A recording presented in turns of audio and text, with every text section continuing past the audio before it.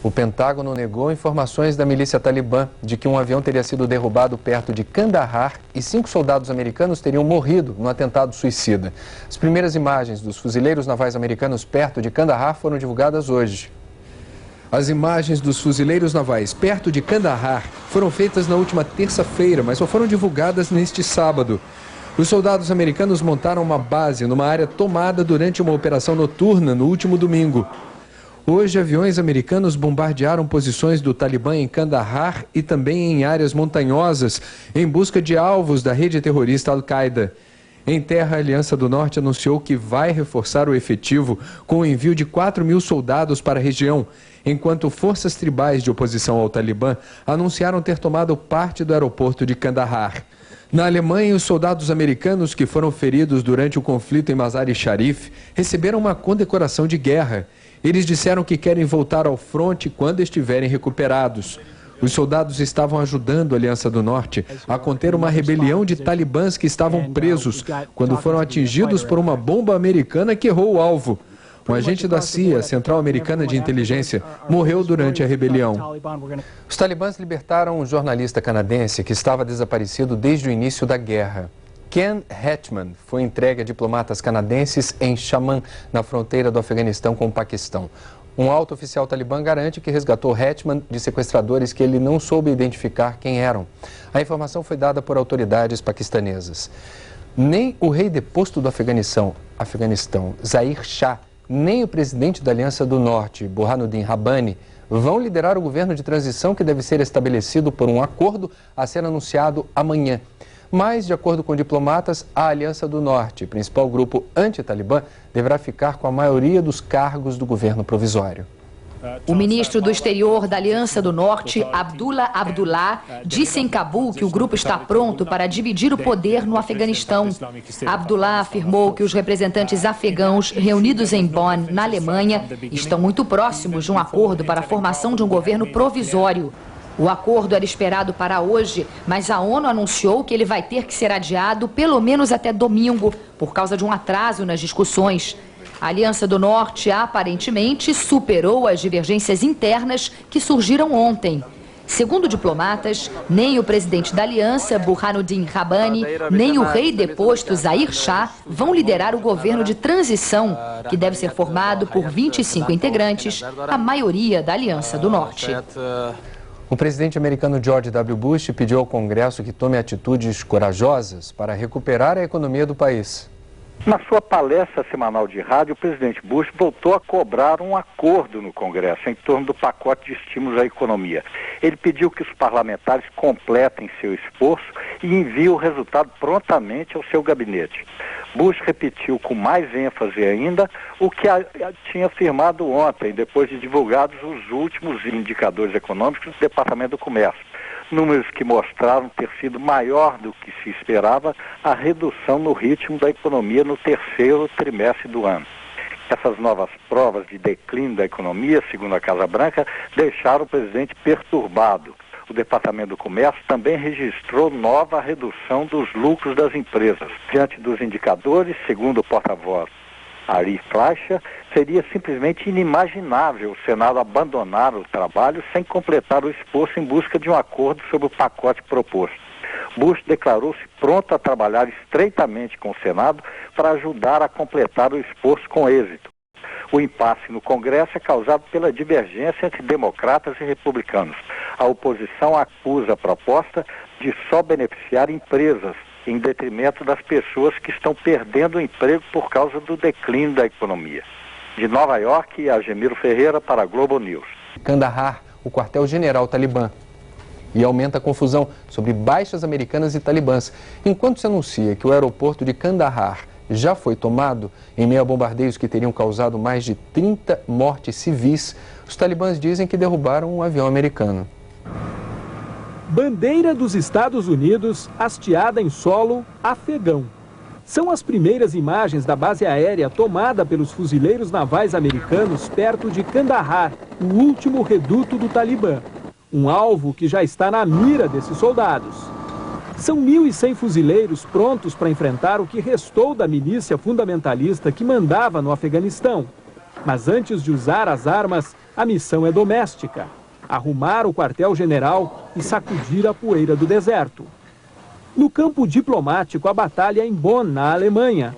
A luta da ONU para montar um governo provisório pode estar chegando ao fim. Os líderes dos 4 grupos afegãos já concordaram com a formação de um gabinete composto por representantes de todas as etnias e tribos do país e um parlamento com até 150 deputados nomeados. Falta ainda decidir quem vai liderar o governo interino, programado para durar de 2 a 3 meses. A ONU pretende anunciar um acordo para o Afeganistão ainda neste fim de semana. Depois espera que os senhores da guerra reunidos em Bonn cumpram o combinado sem apelar para o velho recurso das armas. Os repórteres Ana Paula Padrão e Hélia Alvarez estão de volta ao Afeganistão 1 ano e meio depois de terem visitado o país pela primeira vez. De Cabul, eles contam o que mudou com a guerra e a queda do regime talibã. Poderia ser um fim de semana qualquer, em qualquer cidade muçulmana. Mas quem conheceu a tristeza destas ruas sob o regime das proibições, sabe que tudo é novo por aqui. Esta é a nova Cabul. Ainda destruída, ainda miserável, mas repleta de vida naquilo que é o encanto de toda a cidade, o seu povo. Homens que agora podem decidir quando fazer a barba. Jovens que podem jogar bola onde quiserem. Pessoas que podem fazer coisas tão simples quanto ir ao cinema. Os filmes estão de novo em cartaz. Bashir, o gerente desta sala, me diz que sou a primeira mulher a entrar aqui desde que as portas foram reabertas. I'm the first one. Eu sou a primeira? A primeira em 6 anos, ele responde. É que os novos tempos chegam mais devagar para as mulheres, que ainda não tiraram a burca. As poucas que já não temem o Talibã ainda têm medo da câmera.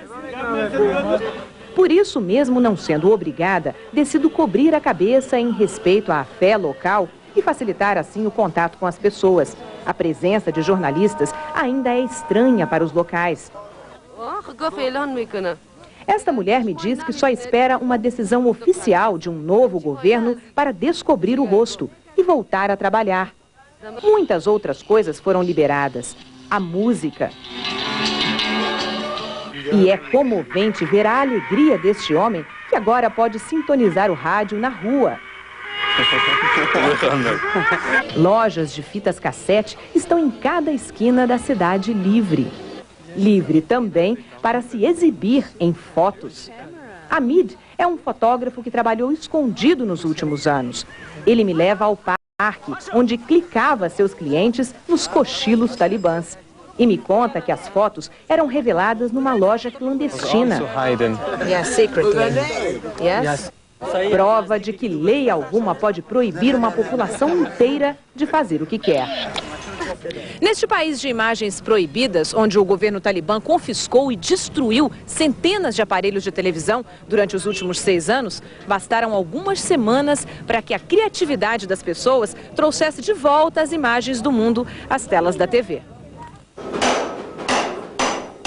É isso mesmo, neste lugar onde tudo é escasso, o povo fabrica agora antenas parabólicas de latas usadas.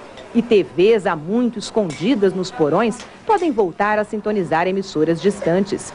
Cabul, não tenho dúvidas, é muito mais feliz que há 1 ano e meio. Mas parece-me também que no destino deste país, a felicidade nunca teve fundamentos sólidos. Muitos ainda enterram seus mortos, de doença, de fome, da guerra. Medo também compõe o cenário da nova Cabul. Para chegar aqui, desta vez, embarcamos num voo das Nações Unidas. E nos 40 quilômetros de estrada que separam o aeroporto da cidade, vimos postos talibãs ainda ativos e muita gente armada. Os soldados da Aliança do Norte estão presentes, mas não são garantia de segurança. É certo que muito já mudou. No ano passado, quando estávamos aqui, era impossível imaginar esta cena. Uma mulher ocidental conversando com homens na rua. Hoje, perguntei a um deles o que o país mais precisa agora. Ele respondeu: paz. Inshallah.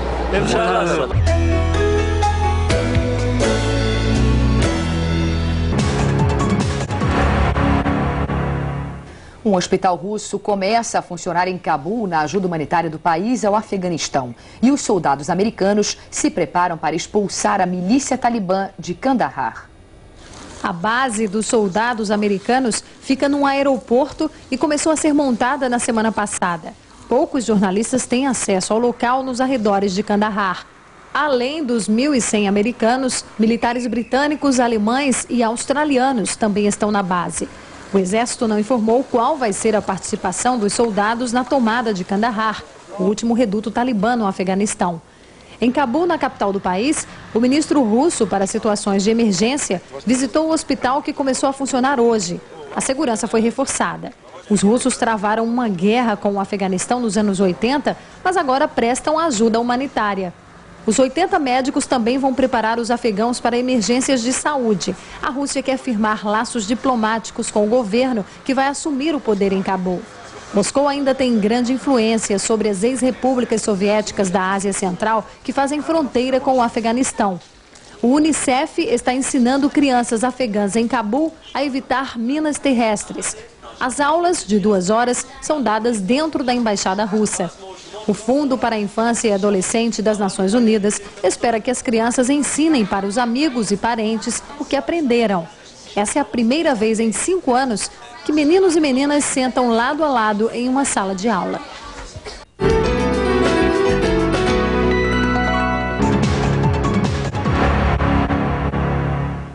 A ONU apresentou hoje aos representantes afegãos reunidos em Bonn, na Alemanha, o projeto para um acordo.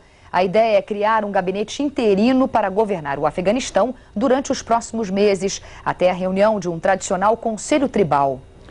O porta-voz da ONU, Ahmed Fauzi, anunciou que o projeto de 7 páginas foi entregue às delegações presentes na conferência de Bonn. O plano prevê a formação de um gabinete interino entre 20 e 28 pessoas que governariam o Afeganistão por até 6 meses. Os nomes para integrar esse gabinete ainda não foram definidos. A ONU também quer estabelecer um comitê para organizar a realização da Loya Jirga, um tradicional conselho que reúne as tribos afegãs e é considerado a forma mais representativa de assembleia no Afeganistão. Esse conselho ficaria encarregado de escolher um governo para substituir o gabinete provisório. O plano da ONU também determina a criação de um organismo judiciário e a presença de uma força de paz multinacional o mais rápido possível. Um hospital russo começa a funcionar em Cabul na ajuda humanitária do país ao Afeganistão. E os soldados americanos se preparam para expulsar a milícia talibã de Kandahar. A base dos soldados americanos fica num aeroporto e começou a ser montada na semana passada. Poucos jornalistas têm acesso ao local nos arredores de Kandahar. Além dos 1.100 americanos, militares britânicos, alemães e australianos também estão na base. O exército não informou qual vai ser a participação dos soldados na tomada de Kandahar, o último reduto talibã no Afeganistão. Em Cabul, na capital do país, o ministro russo para situações de emergência visitou o hospital que começou a funcionar hoje. A segurança foi reforçada. Os russos travaram uma guerra com o Afeganistão nos anos 80, mas agora prestam ajuda humanitária. Os 80 médicos também vão preparar os afegãos para emergências de saúde. A Rússia quer firmar laços diplomáticos com o governo que vai assumir o poder em Cabul. Moscou ainda tem grande influência sobre as ex-repúblicas soviéticas da Ásia Central que fazem fronteira com o Afeganistão. O Unicef está ensinando crianças afegãs em Cabul a evitar minas terrestres. As aulas, de 2 horas, são dadas dentro da embaixada russa. O Fundo para a Infância e Adolescente das Nações Unidas espera que as crianças ensinem para os amigos e parentes o que aprenderam. Essa é a primeira vez em 5 anos que meninos e meninas sentam lado a lado em uma sala de aula. O medo de um possível ataque bioterrorista vai ser discutido no 12º Congresso de Infectologia, que começa amanhã no Rio de Janeiro. Durante o encontro também vai ser apresentada uma pesquisa que vem preocupando os médicos. Ela mostra que vem aumentando os casos de pacientes infectados com o vírus da AIDS resistentes aos medicamentos. A pesquisa feita em Santos, no litoral do estado de São Paulo, com pacientes recém-infectados, mostrou que 20% contraíram o vírus já resistente aos remédios que combatem a doença. Ele só aparece em pacientes que estão sendo medicados e se reproduz com mais rapidez naqueles que não cumprem os horários marcados dos medicamentos. Isso porque entre uma dose e outra, a carga viral aumenta. O problema é que, uma vez detectada a presença do HIV, é muito difícil descobrir se o paciente está com a versão mutante do vírus. Para isso existe um exame específico, que não é um exame de rotina, certo? Um teste chamado de genotipagem. Esse teste existe na rede privada, com dificuldade, é um teste muito caro. Ele não detecta o vírus resistente em todas as pessoas, há condições para isso, e não é para todas as pessoas que estão infectadas que esse exame tem que ser feito. Mas o 12º Congresso Brasileiro de Infectologia também vai tratar de um assunto que assusta milhares de pessoas, o bioterrorismo. Segundo os especialistas, os ataques com a bactéria que provoca o antraz nos Estados Unidos foram apenas uma pequena amostra do que pode acontecer. Um ataque real de bioterrorismo leva ao completo colapso de uma cidade, ao completo colapso de uma cidade. Nada funciona. Os hospitais param de funcionar, transporte, energia, tudo para de funcionar. Um ataque bem sucedido dessa ordem. Os ataques suicidas assumidos pelo grupo radical palestino Hamas em Jerusalém e Haifa. As outras vítimas morreram em confrontos na Cisjordânia e na faixa de Gaza. O primeiro-ministro Ariel Sharon adiantou durante um encontro na Casa Branca com o presidente George W. Bush que Israel vai agir contra os responsáveis pelos atentados. O atentado suicida desse domingo em Haifa, no norte de Israel, deixou 15 mortos e 40 feridos. O atentado de Haifa aconteceu ao meio-dia desse domingo, hora local. Um palestino suicida entrou num ônibus e detonou os explosivos que trazia junto ao corpo. O teto do veículo foi destruído com a força da explosão e parte dos destroços foi lançada a uma grande distância. Um outro ônibus que estava parado perto também foi atingido. Apenas 12 horas antes, em Jerusalém, 3 explosões mataram 10 israelenses e feriram mais de 170. 2 palestinos suicidas participaram da ação, que, assim como a de Haifa, foi reivindicada pelo grupo radical Hamas. O fim de semana no Oriente Médio foi dos mais violentos dos últimos anos. O governo de Israel responsabilizou diretamente a liderança palestina e exigiu providências contra o terrorismo. A autoridade palestina do presidente Yasser Arafat condenou duramente os atentados e decretou estado de emergência nos territórios autônomos. Perto de Tulkarem, um atirador palestino abriu fogo contra uma patrulha do exército de Israel e foi morto pelos soldados. Na faixa de Gaza, 2 militantes mataram um colono israelense e também foram mortos. E mais de 100 ativistas dos grupos radicais islâmicos Hamas e Jihad Islâmica foram presos por forças de segurança da Autoridade Nacional Palestina desde a noite de ontem. O porta-voz do Hamas estaria entre os detidos. Mais um dia de ataques ao Afeganistão. 58 pessoas morreram num bombardeio americano em Tora Bora, perto de Jalalabad, no leste do país. Os Estados Unidos acreditam que o terrorista Osama Bin Laden está escondido em Tora Bora, perto da fronteira com o Paquistão. E as forças da Aliança do Norte enfrentaram guerrilheiros do Talibã perto do aeroporto de Kandahar, último reduto da milícia talibã. No norte do Afeganistão, médicos da Cruz Vermelha encontraram um americano entre os sobreviventes da Batalha do Forte de Kalai-Jang, em Mazar-e-Sharif. John Walker, de 20 anos, diz que estava no Afeganistão há 6 meses, ajudando a construir um verdadeiro Estado Islâmico. John, que também atende pelo nome de Abdul Hamid, contou que saiu de casa quando tinha 18 anos para aprender árabe no Iêmen e se converteu ao islamismo. Ele estava entre os guerrilheiros da milícia talibã que foram presos pela Aliança do Norte. Os prisioneiros tentaram reagir e centenas morreram numa feroz batalha. O corpo do americano morto na rebelião chegou aos Estados Unidos neste domingo. Johnny Michael Spann, um agente da CIA, estava interrogando prisioneiros quando começou a batalha. Foi o primeiro americano morto no Afeganistão desde o início da ofensiva contra o terrorismo. A crise na aviação americana atingiu toda a rede de empresas que abastece as companhias aéreas. Reconquistar o cliente pelo serviço de bordo poderia ser uma saída, mas por enquanto, ao invés de fazer novos investimentos, as empresas estão cortando gastos. Todo passageiro percebe, há cada vez menos comida na bandeja. Os $4 economizados em cada refeição resultam numa perda de $2 bilhões na economia americana. O primeiro baque é sentido pelas fornecedoras de refeições. Elas já demitiram 10 mil empregados. Em seguida, vêm distribuidoras como esta. De papel higiênico a molho de salada, ela entrega tudo o que é necessário em cada voo. Os negócios dela caíram 50%. Metade dos funcionários foi demitida. Não estávamos preparados para esta crise, diz o diretor da companhia. No efeito dominó, as próximas atingidas são empresas de matéria-prima, como a Cavalt Meats, que preparava 30 mil filés por dia antes dos atentados. Os pedidos caíram pela metade. O dono fez o primeiro corte de empregados desde 1992. Nem durante a Guerra do Golfo vimos crise de encomendas tão grande, ele diz.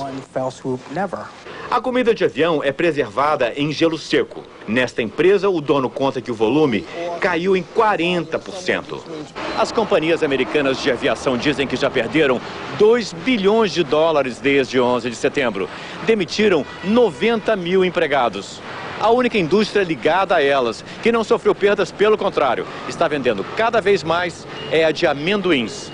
O alimento mais barato para enganar a fome dos passageiros. De segurança da Autoridade Nacional Palestina desde ontem. O porta-voz do Hamas estaria entre os detidos. 2 jovens de 15 anos morreram e várias pessoas ficaram feridas numa tempestade em Sydney, na Austrália. No aeroporto Richmond, o vento virou este avião que ficou de cabeça para baixo. A chuva derrubou árvores, destelhou casas e danificou prédios e carros. Milhares de casas ficaram sem energia elétrica.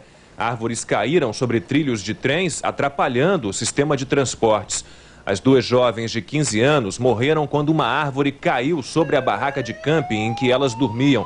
Uma mulher e um bebê ficaram feridos. O carro deles também foi atingido por uma árvore. Segundo o Serviço de Meteorologia, o tempo deve melhorar nesta segunda-feira.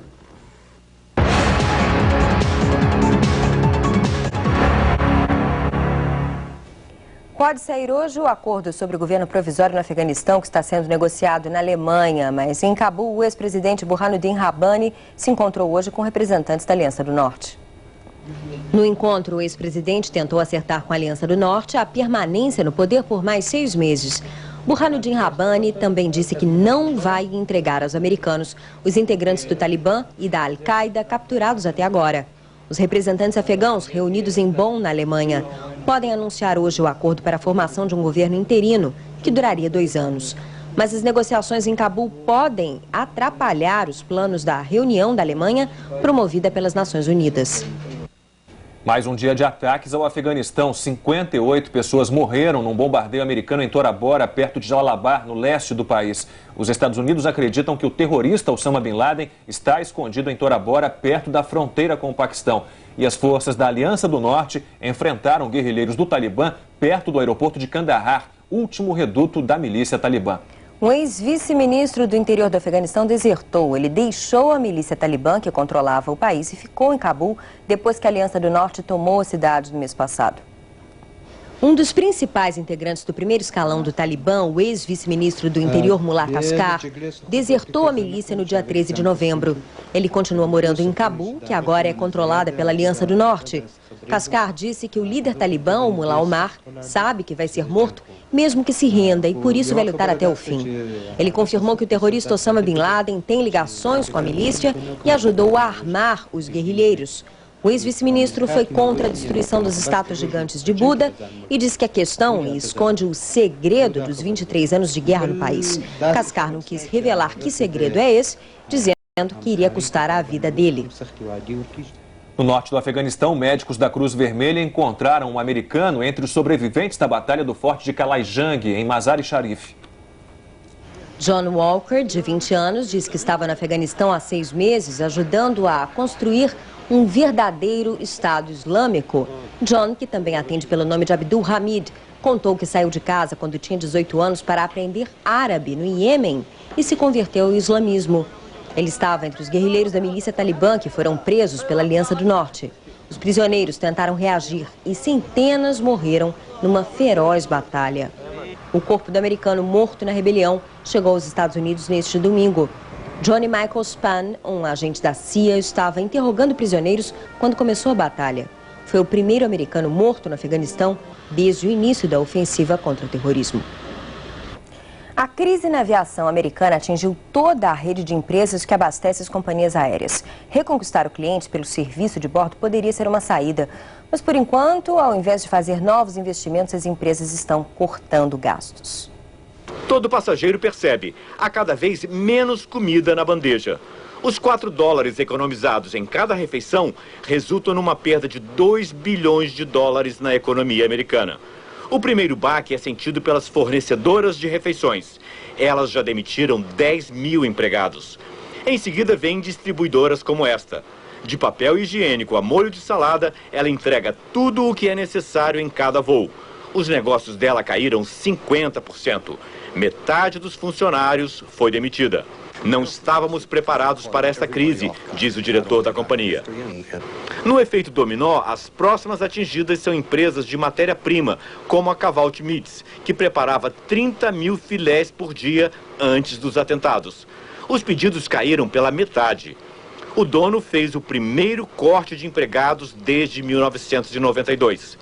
Nem durante a Guerra do Golfo vimos crise de encomendas tão grande, ele diz. A comida de avião é preservada em gelo seco. Nesta empresa, o dono conta que o volume caiu em 40%. As companhias americanas de aviação dizem que já perderam 2 bilhões de dólares desde 11 de setembro. Demitiram 90 mil empregados. A única indústria ligada a elas, que não sofreu perdas, pelo contrário, está vendendo cada vez mais, é a de amendoins. O alimento mais barato para enganar a fome dos passageiros.